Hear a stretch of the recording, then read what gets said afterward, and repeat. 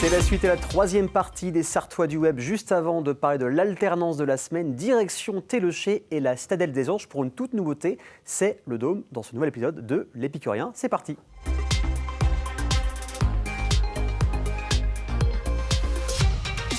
Eh bien, je suis Isabelle Cagny-Michou, heureuse propriétaire du Four à Chaud, la Citadelle des Anges, et accessoirement comédienne, couturière et régisseur. Alors Sylvain Michou, donc le second propriétaire de la Citadelle des Anges, les anciens Four à Chaud de Téléchet. Je suis gérant d'une société de spectacles et d'événements, et dans l'émission dans laquelle je travaille le plus, c'est de la mise en scène de spectacles sans lumière, l'événement d'entreprise et de la scénographie d'événements, fabrication de stands, de décors.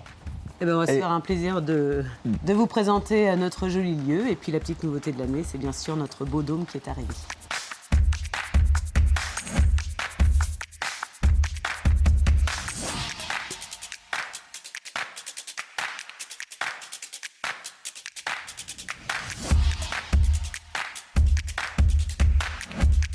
Alors la Citadelle des Anges, depuis 8 ans, c'est un spectacle tous les étés, en son et lumière, en entrée libre, puisque oui, depuis le début où on était là, c'était effectivement pour faire du spectacle, une salle d'événement. Et puis pour commencer, voilà, il fallait bien commencer par quelque chose. Et le spectacle entrée libre nous est venu, donc c'est la 8e année. On a fait 5500 spectateurs quand même, cette entité. Il y a vraiment l'entité extérieure, nous et d'autres artistes éventuellement, où c'est vraiment le côté entrée libre. Et puis le côté dôme, qui est le côté plus commercial, avec une saison culturelle, de la location pour des événements privés et pour des séminaires d'entreprise.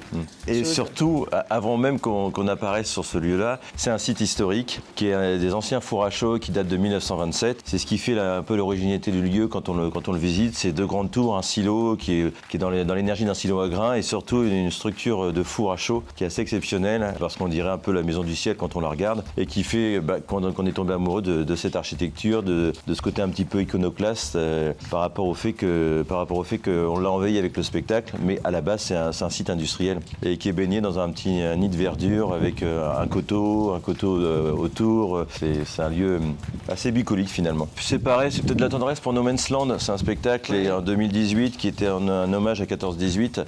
On est sorti un petit peu des sentiers battus d'avoir des spectacles qui étaient avec une dose de militantisme autour de l'environnement. No Man's Land, c'est pas forcément drôle, 14-18. On a essayé par moments de faire des scènes un peu rigolotes. Voilà, j'ai une tendresse parce qu'on est sorti un peu des sentiers battus et puis c'est un spectacle qui était assez prenant, qui durait un peu plus d'1 heure et demie. Donc on a une tendresse pour ce spectacle, ouais. Donc on est à peu près, à 50% du local et 50% autour du Mans. Et dans ces 50% autour du Mans, il y a peut-être un petit pourcentage pas négligeable de touristes. Ce qui est, c'est que les gens qui sont de notre coin, la communauté de communes par exemple, un petit peu plus loin, viennent beaucoup avec des gens qui sont de la famille qui sont en dehors de la Sarthe. En gros, c'est un peu l'attraction du mois d'août. Tiens, je t'emmène voir ce spectacle, il faut que tu ailles le voir, c'est en pleine campagne. Donc, et les gens qui viennent en vacances voir leurs amis en Sarthe, au mois d'août du coup, pour profiter du spectacle. Et la réflexion que font souvent les gens qui ne sont pas du coin, c'est mais c'est quoi ce spectacle dans un trou paumé, ils le disent, d'avoir un spectacle de cette qualité et qui est dans une architecture aussi étonnante, ils se disent mais ça c'est quand même étrange d'avoir ce genre de spectacle en plein milieu d'une campagne. Voilà, c'est un peu la réflexion qui se fait de gens qui ne connaissent pas la région.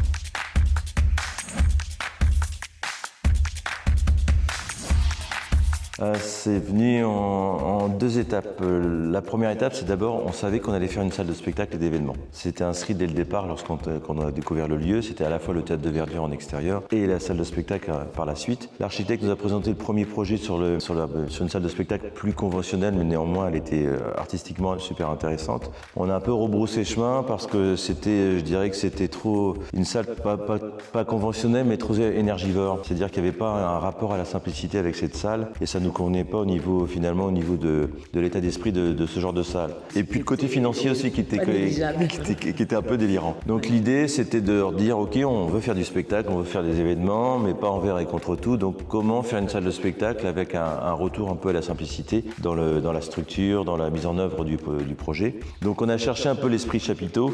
La problématique du chapiteau, c'est que c'était pas du tout, on peut pas l'isoler. Donc à la fois on essaye de tendre vers une démarche environnementale la plus avec beaucoup de guillemets, la plus noble possible. Cherchant un petit peu, en regardant un peu, en fouinant et des heures. J'ai trouvé le principe d'un dôme géodésique. Et le principe de ce dôme géodésique, c'est quand même, il y a deux façons de voir les choses. C'est soit une structure métallique qu'on ne peut pas isoler, soit une structure en bois, donc ça devient une charpente.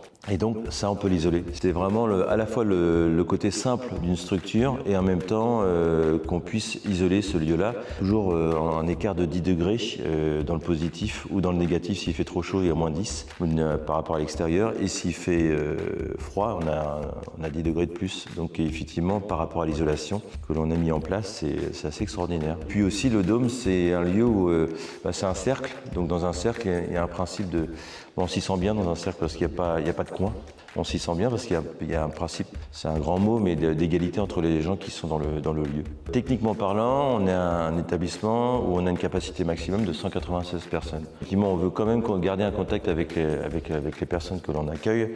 Donc la jauge de 196 personnes nous convient très bien. Après, en position assise, c'est 196 debout, une partie assise, une partie en mode concert par exemple. Sinon, en mode dîner-spectacle ou convention d'entreprise, on est sur une jauge maximum entre 160 et 180.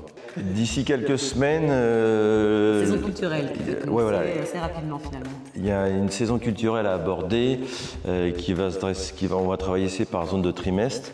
Donc le Papa Noël, il va se pointer. De faire un spectacle du 20 au 24 décembre. Donc c'est une création que l'on a faite il y a 1 an et demi déjà, qu'on va reprendre ici parce que la configuration du lieu est particulière. Donc avec de l'imagerie, avec 4 comédiens, avec un musicien qui accompagne le spectacle. Après ces 5 jours de pérégrination avec le Père Noël, on bascule sur le 31 décembre et là on fait une soirée un peu festive, joyeuse.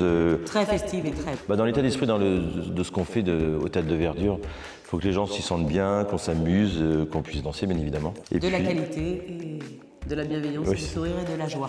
Il y a aussi une particularité, alors c'est les toilettes. C'est assez original et j'aurais voulu qu'on aille les voir. Eh bien, allons-y. C'est un lieu de visite également, on va aller aux toilettes. Oui, on avait une volonté de créer... C'est un peu original parce que les toilettes c'est toujours... c'est triste. C'est triste. Ouais, c'est clair. Donc comme la citadelle c'est un univers à part entière, extérieur, le dôme, on s'est dit il faut faire un univers dans les toilettes. Et puis comme on est entouré de plein d'artistes autour de nous, on a fait appel à un de nos amis artistes et on lui a donné quasiment carte blanche. On lui a dit le thème des anges bien évidemment. Et puis amuse-toi, et puis fais-nous rêver. Maintenant on veut voir. Oui voilà. Allez on va ouvrir. Yop. Alors ce qu'on peut dire c'est que c'est très coloré et original.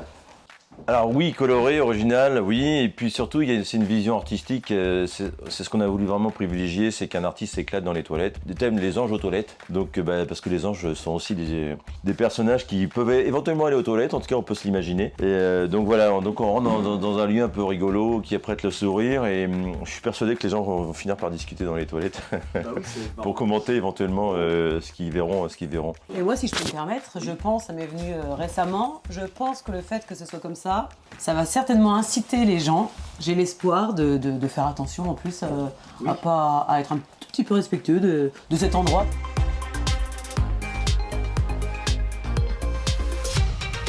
Une fois n'est pas coutume, place à la visio pour cette nouvelle séquence de l'alternance de la semaine et je suis aujourd'hui avec Mathis Leloup. Salut Mathis, comment vas-tu ? Salut, ça va super et toi? Bah écoute, ça va très très bien. Voilà, on n'a pas réussi à savoir sur le plateau, on a réussi à savoir là du coup en visio.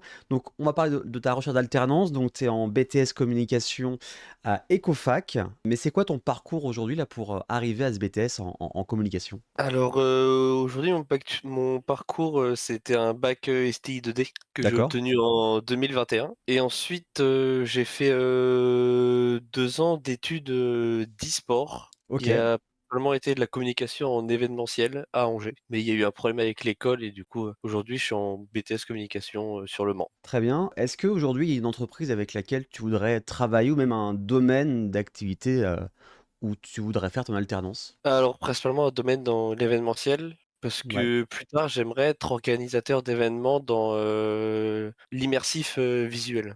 D'accord. Alors, c'est quoi exactement l'immersive visuelle pour les gens qui ne savent pas ce que c'est? Ce serait faire des événements de type concert ou vidéo ou autre, avec vraiment un côté visuel très poussé, très recherché. D'accord. où les gens, pourront, ressentir toutes les sensations et les émotions de l'événement en temps voulu. Et est-ce que tu as déjà eu des pistes, des entretiens, par rapport à ton alternance, à Ecofac ou pas du tout pour l'instant? J'en ai déjà eu, oui, mais pour le moment, il y a pas vraiment de réponse positive, donc j'attends et je croise les doigts. Est-ce que tu as une date, maximum ou pour l'instant on est plus cool, tu as un peu le temps? Pour le moment, il doit me rester environ 5 mois, D'accord, OK. que voilà. Donc ça laisse un peu de marge pour trouver ton alternance. Comment on peut faire pour te contacter via différents réseaux, t adresse mail? Dis-nous tout. Oui, j'ai mon adresse mail, Ouais, mathysleloup.j@gmail.com et mon LinkedIn, Mathys Leloup, ou sur mon Facebook, Mathys Leloup aussi, voilà, tout simplement. De toute façon, tous les liens vont s'afficher à l'écran juste là et puis sur le descriptif du replay sur la chaîne YouTube LMTV Sarthe.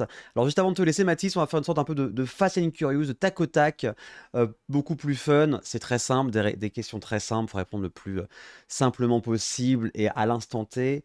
Si tu avais un super pouvoir, ce serait lequel? Oh, c'est une question, bien compliquée pour pouvoir parler aux animaux. OK, ça revient assez régulièrement. Quelle serait, ta plus grande fierté, que ce soit même personnelle ou au niveau professionnel? Bah, réussir, ma vie, être épanoui et Ouais. puis, comme beaucoup de gens, j'imagine. OK. Est-ce qu'internet t'a apporté quelque chose d'un point de vue personnel ou pro? Quelque chose vraiment où tu peux aujourd'hui grâce à internet, j'ai pu faire ceci ou cela? Oh oui, internet m'a apporté, beaucoup de choses, notamment dans un domaine, où, je fais aussi de ma communication qui s'appelle le stream sur, Twitch, où je OK. diffuse mes parties de jeux vidéo en ligne, où là, j'ai une communauté avec qui, je rigole, je m'éclate et on passe de super moments tout le temps et voilà, c'est vraiment un plaisir d'avoir découvert ça et de m'être lancé là-dedans.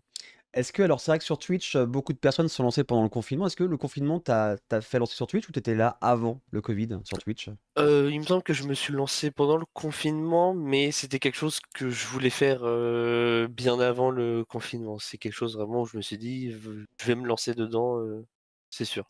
OK. Est-ce la chose qui t'apaise le plus, est-ce que ce serait le stream ou c'est autre chose? Non, je pense, ça reste écouter de la musique. D'accord. Et autre chose, la chose qui t'énerve le plus? Je pense que, c'est, les personnes avec qui on peut pas débattre, qui ont OK. leurs idées, qui ne sont pas ouverts à d'autres idées. Et l'endroit où ouais, l'endroit où tu te sens le plus à l'aise?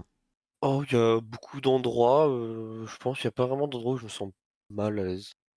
Et ben, en tout cas, merci Mathis, d'avoir pris le Et temps et on espère merci à toi. que tu vas trouver, ton alternance le plus, rapidement possible. De toute façon, comme tu as dit, il reste des quelques mois avant, la date butoir donc si les personnes veulent te contacter, il y a le mail qui s'affichait et aussi on peut te suivre sur Facebook et sur LinkedIn. Merci beaucoup Mathis Merci à toi. et nous reviendrons dans quelques instants pour la suite des Sartois du web, mais ça, c'est juste après la pub. À tout de suite.